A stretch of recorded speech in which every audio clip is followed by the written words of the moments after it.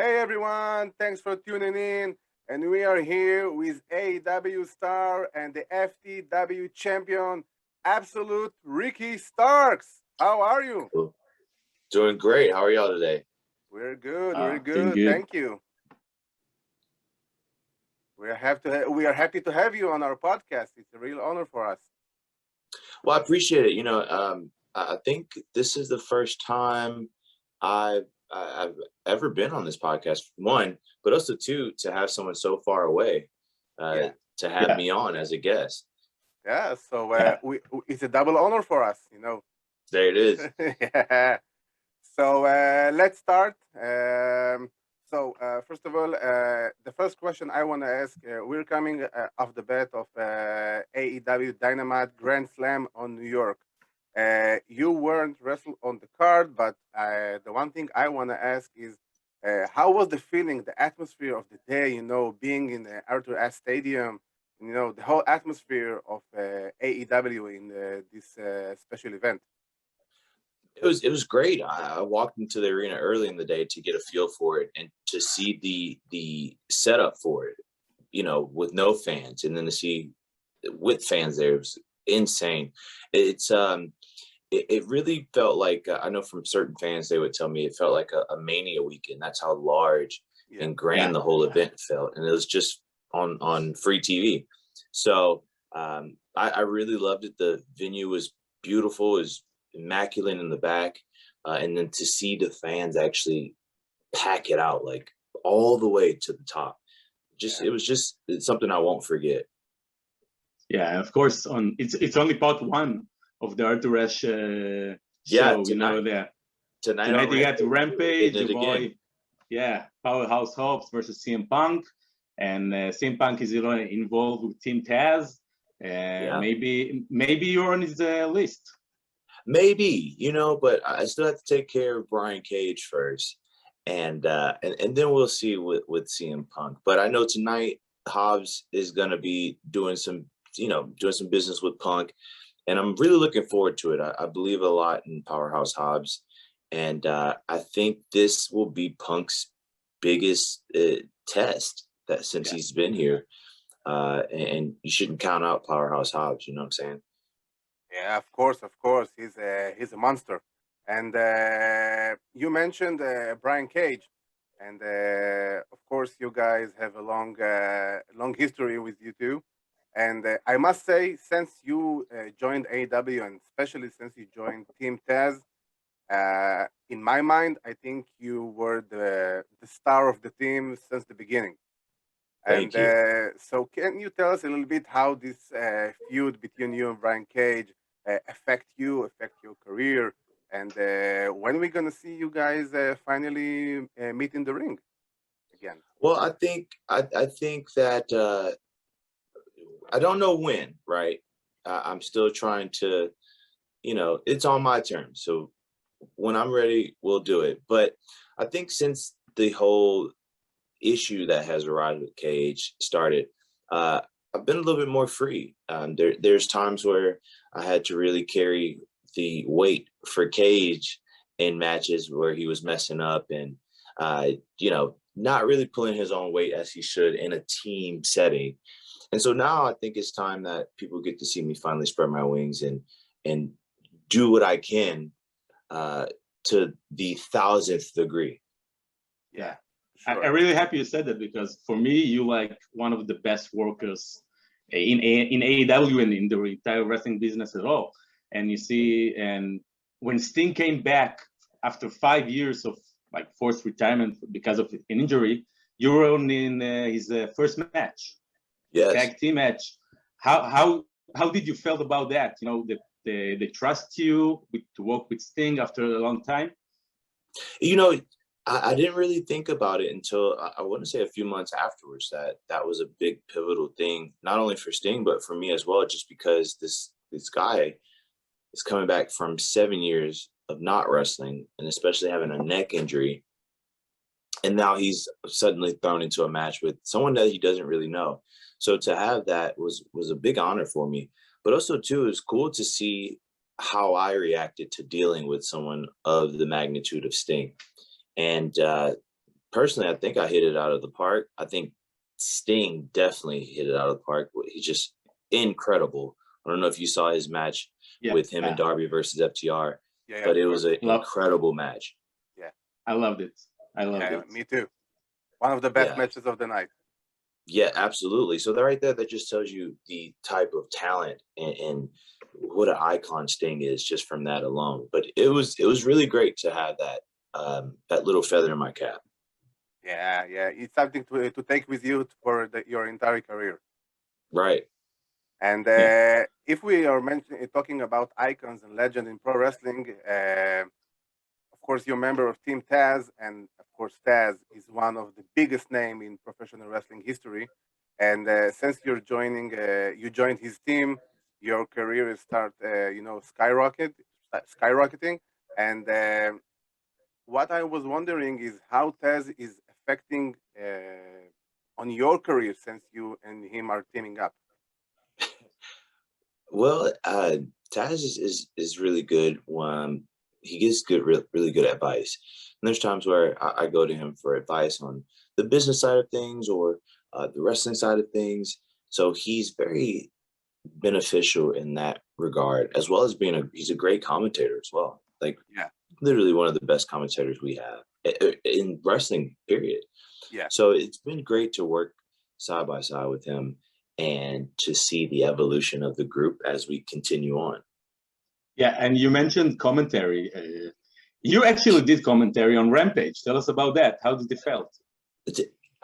It was nerve-wracking because I used to do commentary on Dark.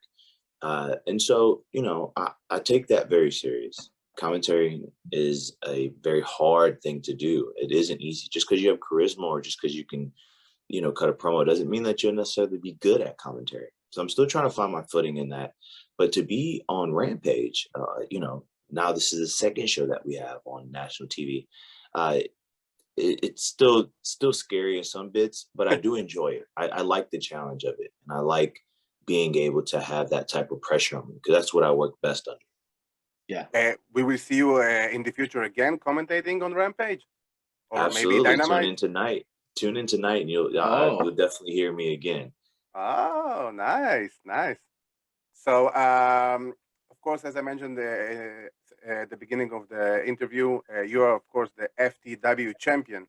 And I want to know, what does the FTW championship means to you? What does it symbolize for you as a title? The FTW title represented something different back when Taz was the champion. And I think that I feel like I'm always the bridge from the past and the future. So to me, it represents more of instead of a mindset that it was back then, to me, it represents a multitude of things. And ultimately, it's the person that's holding it that is the true,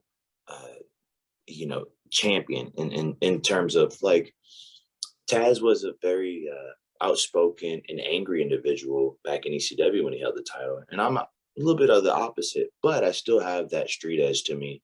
And I had that flair to it. So I think having the opportunity to be champion and catch it up to speed of the new fans today is a really cool thing to have. And it's another honor, another feather in my cap.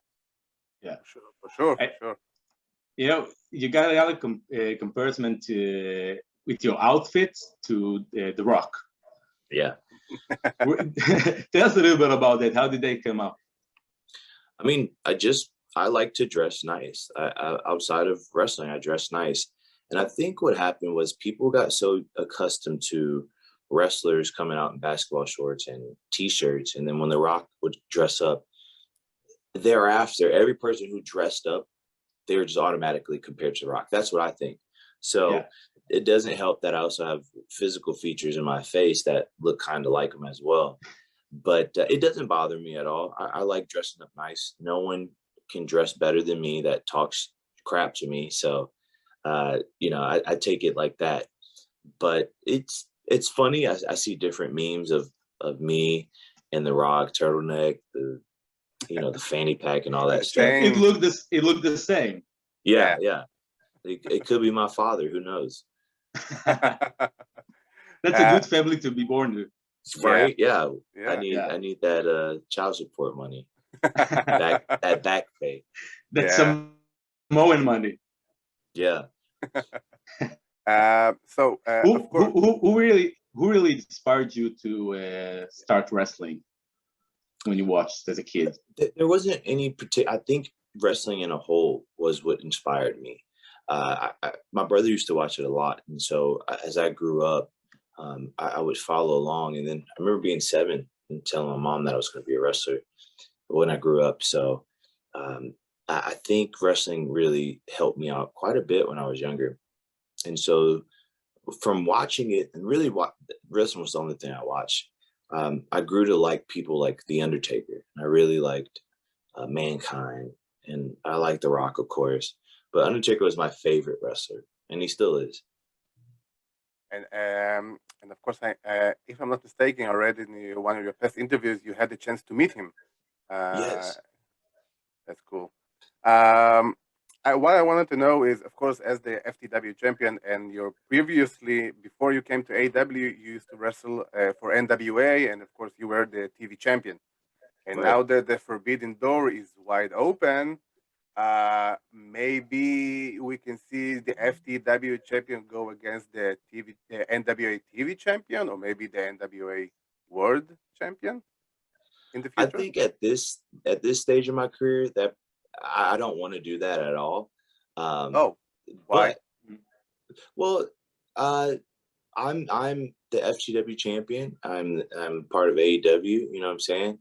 So I would rather just stick and focus on my AEW career instead of having to go there and wrestle. That's, as I said, I like to just keep moving forward. I don't like to take steps back. Not that would be a step back, but that's a part of my career that I kind of accomplished and closed the book on, and now I'm really focused on AEW and being more solidified in my legacy with AEW. Right. And yeah, go ahead. No, we want to talk to you about your first match in AEW, the match against Cody Rhodes. Oh yeah, we saw Cody get his teeth knocked out of his mouth by Malachi Black. How did you feel before the match when you first debuted in AEW? You know, I wasn't really nervous. I didn't know what to expect, honestly. Before I went in there, I thought this would be a one-off thing where I would have the match and then I'd be able to go to the indies and raise my price and my stock. And then once the pandemic was over, I would just circle back with AEW. But obviously, as we saw, I had the match. I thought it went great. And then, you know, when it aired, I was offered a contract. So I think from that point, it kind of changed my view in terms of how I saw myself and what I'm able to accomplish. Yeah. And of course, what I was wondering is, since you were inspired by The Undertaker, what is your dream match? Your bucket list of wrestlers. I definitely would like to wrestle The Undertaker for sure. Beyond that one, I think a cool dream match I'd like to wrestle Okada or Naito from New Japan. That would be cool as well. Yeah, so maybe we had the chance in the future to see it. Right. I mean, we could. The door is open, right? The door was, Yeah, for sure. And I got a little question. If you could say something, give advice from now to the young Rikki Starkes just starting the wrestling business, what would you say to him?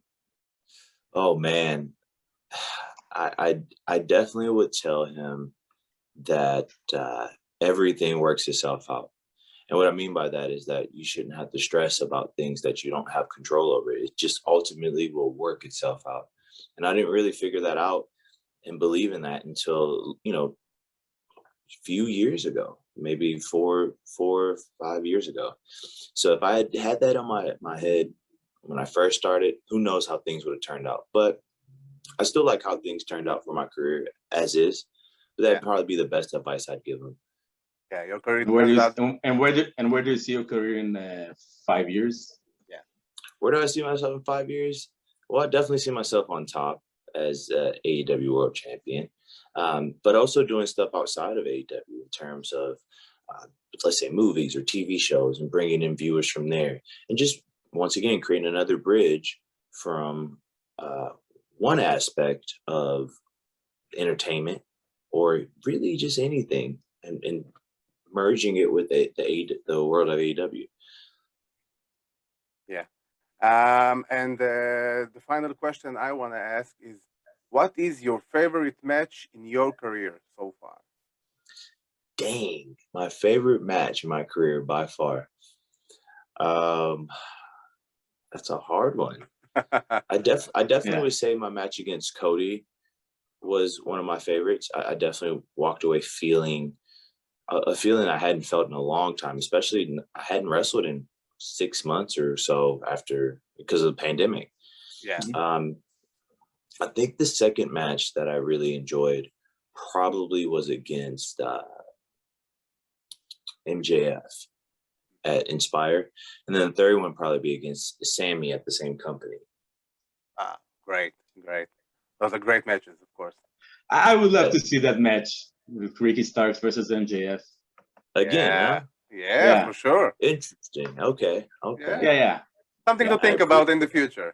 Yeah, something to think about, something to sit on. Yeah. So, Rikki Starks, the FTW heavyweight champion, we want to thank you for joining us. It was a huge honor for us to have you on our podcast, and we want to wish you all the best, and hope to see you again on our podcast in the future. Yeah.